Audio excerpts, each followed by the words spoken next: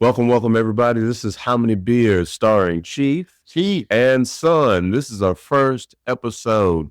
We call this episode The Flying Piano, or Letting the Experts Handle It. And we're going to go real in depth about this. What do you say, Chief? I think we should go really in depth about that, because one thing is pianos don't have wings. I just want to let everybody know right now. Red Bull have wings, but not. There you go. Red Bull does. Definitely not pianos. Not pianos. But the drink of the day that we're drinking is going to be Lagunitas IPA. Mm-hmm. A very nice tart Indian Pale Ale. I enjoy it. I like to drink it when I go on the golf course. But definitely for a good episode of How Many Beers, I think that's a good thing for us to start off with today. What do you think? I agree 100%. I definitely is. So when you start drinking in front of your pops, that's what I want to know. Well, I'd say when the legal age was 21. And it's funny because when you turn 21, we were at the bar, and I said, once I turned 21, that I wanted to make sure I had my first beer with him. Mm-hmm. And that was, I don't know if you remember or not, but that was a Lagunitas.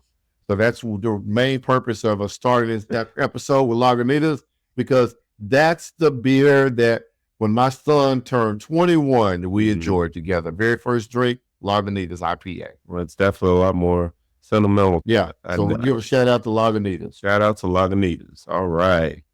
So we're just going to go start with this, talk about the moving industry, and with it being so much more than just moving boxes and moving art and everything else. It's very, very broad, and just talk more about that and then why it's important to specialize. Right. So Chief, why don't you start ahead? Well, the main thing is just, you can't go by the thing of, I'm sorry, I had to take a sip from my Lagunitas to caught me off guard there. But we can't get caught up in the fairy tale of the jack of all trades master, because it really is. You can't master all services. You cannot. And I'll take my hat off to all the other moving services that are out there. And I can't speak for them. But what I will tell you is I speak for the service that we provide. Mm-hmm. And we refuse to try to do everything. Right. It's just, you can't do that. I mean, it's not like chewing gum and walking at the same time. It's a lot of different things. So, and we'll get into why I don't deal with pianos anymore, or why pianos don't have wings. Yes, definitely. Like to fly itself. But you should be an expert in the things that you are. We specialize in fine art. We specialize in tapestries. We specialize in relocation of doctors across countries. We specialize in that personal touch. Right. And for me as a CEO, I'm not going to set up in an office all day. And there's nothing wrong with those who do. But for me, you're not a true CEO if you don't know what's going on and if you're not physically involved. Right. Being involved is definitely a much more personal touch to things. When it comes to our job, we're always involved with our clients. We're always knowing what's going on, and we're always keeping them informed of the process. Right. We're always working together. Right. Right. It's just part of the APS touch. Right. And you just got to do that, because I think everybody hates moving. Okay. Right. Everybody hates, including us. Right. However, if you have the experts to do the right process and you implement the processes the right way, things will go smoother. We've gone in behind larger companies and where they've had a disaster move and came in and put our spin on it, took control of the situation, became experts in the areas that we know we're experts at. Right. And to me, a lot of people say, what is your expertise? The biggest expertise we have is we actually make our clients first. And that's not a cliche. We literally find out what the true needs are. Sometimes when you first meet somebody, they can be a little broad. Or somebody says, well, hey, I just want to move. I just need to know a price on move. It's more than that. You do have to break down those things. And that's what we do. And our style may not be for everybody. However, the clients that we have and that we have served have been 100% happy. And that's our goal. and to make everybody happy. And even, and that does not say that mistakes don't happen on jobs, because they do. Mistakes happen, accidents happen, things do, but it's how you handle the situation Absolutely. is where things line up accordingly. And also, when it comes to the way we do things, we pride ourselves in quality and standards. Right. So it's quality over quantity. Right. Always, always. You have various companies, especially moving companies, that will always have several bodies, hundreds of bodies even, when it comes to being in the field and moving things. But when it comes to our company, we're a lot smaller, but our quality is our priority. Just because you have a lot of people doing the work doesn't always mean that the quality The is quality going to is be better. high. It does. Can spell disaster. I can't tell you the number of times where I have met with the client Mhm. and the first thing they'll go is like, how many people or how many bodies are going to be on the job, or how many people are going to be there? And how I determine how many people are going to be on the job site is I determine how many processes are going to be needed to get this particular job done. I'm not going to have 15 people on the job site and then half of them are not doing anything. Right. Or if you're not utilizing the people properly, you're actually creating more of a difficult situation than it may be. We streamline our process. With our team, I have worked with everybody so long that we know each other and we know how we move. We know how to complement each other in so many different areas. So it just makes the process smoother. I mean, I've gone jobs where they've had one company, they had 8, 9, 10 people there, and 6 of us go in and we just kill it. I mean, literally just kill it. And it's just a smooth process, and we just believe in making sure that we take advantage of the time that's there. Absolutely. And we're being very productive that it's there. Right. 98% of the time when people are getting the move done, you have a lot of people that are just lagging around, looking around on their phones, in the car, smoking a cigarette, just doing so many different things that have nothing to do with the job. We eliminate all that. We get to what we need to do. So that's the reason we put a plan together. I go over my plan with the client. Once it's approved, we move it forward. And the only thing we ask you to do is let us do our job. Absolutely. Just let us do our job. And we've got the rest covered. And there's always going to be questions that need to be answered. And we're going to ask a ton of questions. We're going to have a ton of steps. But as in the movement process, we roll. We definitely roll. Anybody that has ever worked with us will tell you, we have a different type of machine going. It's a whole different level. And what I've always looked at is my background. In my background, I've always had a very high work ethic IQ. And I tried to pass that on to the younger generation and the rest of the team members. So let's say ABC company that's coming over there, they might have 10 people over there. I can take 2 of my guys and probably do more than 4 of the people that are there in a more productive way, in a smoother process, and make the whole job roll. So it's just how you utilize the time that when you're there. So, but it's just, it can always be something, and Alex, you'll know so many times we've gone by and driven by other companies while they're doing stuff, and half of them are in the car. Oh yeah. Man, I can only tell you, it's definitely interesting seeing other people during their jobs. Either they're not dressed appropriately, Correct. or they're smoking or drinking on the job, Right. or they're blatantly disrespectful around the client. Right. You Right. shouldn't do that anyway, Correct. but let alone around. Well, I clients. mean, the things that we look at as common sense is not always common for everybody. It isn't. And that's, you can't just grab anybody No. to come and do things.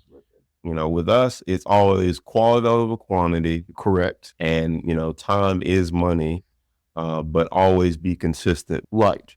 Right. And I think people sometimes get it confused where, and it's not necessarily confused, but I just think it's just it's an area where there's such a stereotype. It's like you call a mover, you just got some guys, they show up, they pick up boxes and they go, they unload your stuff and you got a house full of boxes and that's it. And that's not how It's far from that's that. far from how it goes. Now, you could choose that route if you want to do certain companies like that, but we just don't do business like that.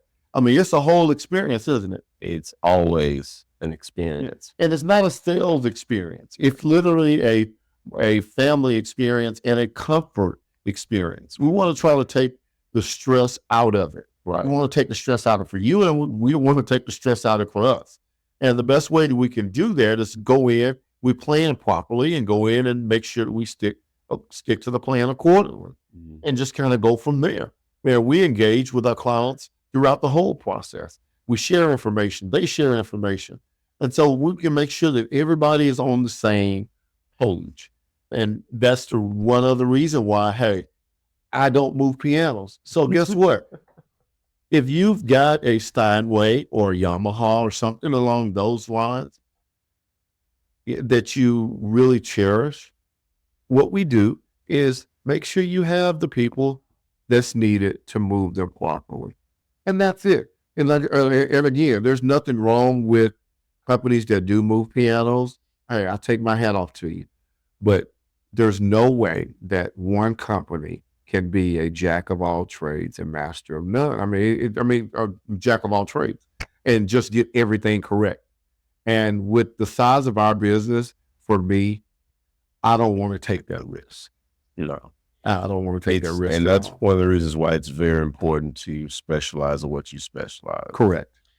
So, Chief, I think everybody, myself included, why don't you explain about the piano situation? All right, the piano situation, the flying piano. Pianos do not have wings. Early in the career, we were doing a move for an estate sale for one of my clients, which is a wonderful client now. And then the crazy part about it, this particular client, we'd meet once a month and have a drink and discuss things and things like that. But we met over at the storage unit. Mm-hmm. There was an antique piano among the other things that were going to an estate sale. And just bear with me to the fact of this was early in the career before I had any type of real equipment. And the only thing I had at that particular time was just open trailer. Well, I mean, just something that you would carry a lawnmower on. And we would load everything up on that trailer. And we got to the point where I saw that piano and I'm like, okay. And we grabbed it and we chugged along with it and got it up on that trailer and secured it the best way as possible because I had never moved a piano before in my life. And literally, as soon as we pull out in it, it would happen to be a 5 o'clock, 101 degrees, Memphis, Tennessee, Everything is traffic. just spelling disaster. I mean, it's like anything that you can do to make it just the worst case scenario, it was worst case scenario. And literally, the minute we hung a right turn out on the Germantown Parkway, the trailer tire hit a pothole.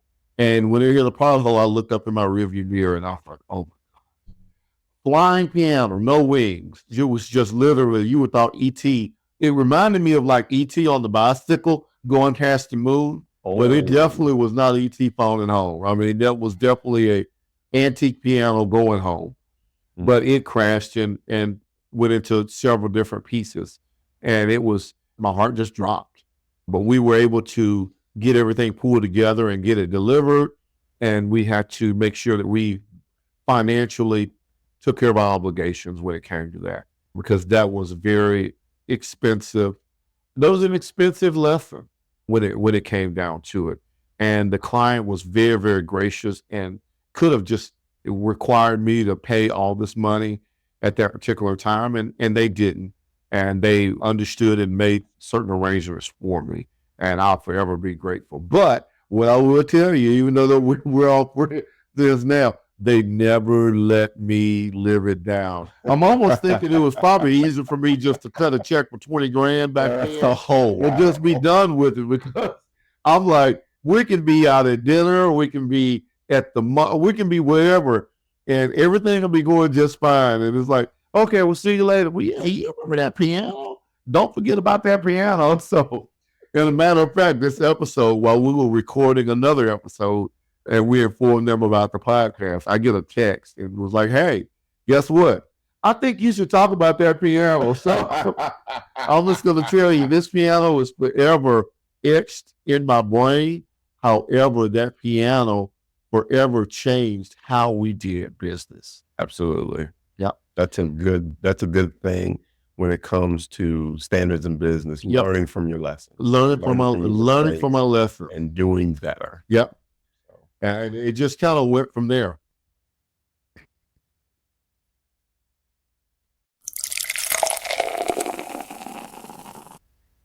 All right, Chief. Well, I think this is going to conclude our first episode about flying piano. Yeah, most definitely. Most definitely, pianos don't fly. Get the experts to do the things that they need to do, and don't be afraid to. We don't have to always feel like that we can get everything done in-house. Right. And I'm not saying farm it out. What I'm saying is sometimes you can help with the process without having to do the process. Right. And if you truly are looking out for the best interest of the client, you will do what's necessary for the interest of the client, no matter if you're involved with the process or not. And a lot of times I'll tell my clients too, if this particular thing is not my area, I will tell them. If you need a particular mover that does this the way you want this particular process to go, that's fine. It's not always a match, but the expert in piano moving and certain other items, we just let people know up front. And those are the things that we can tackle and address the best way possible to make it happen, right? Absolutely. And that applies to every industry whatsoever. So this has been a great first episode, everybody. Stay tuned for the next.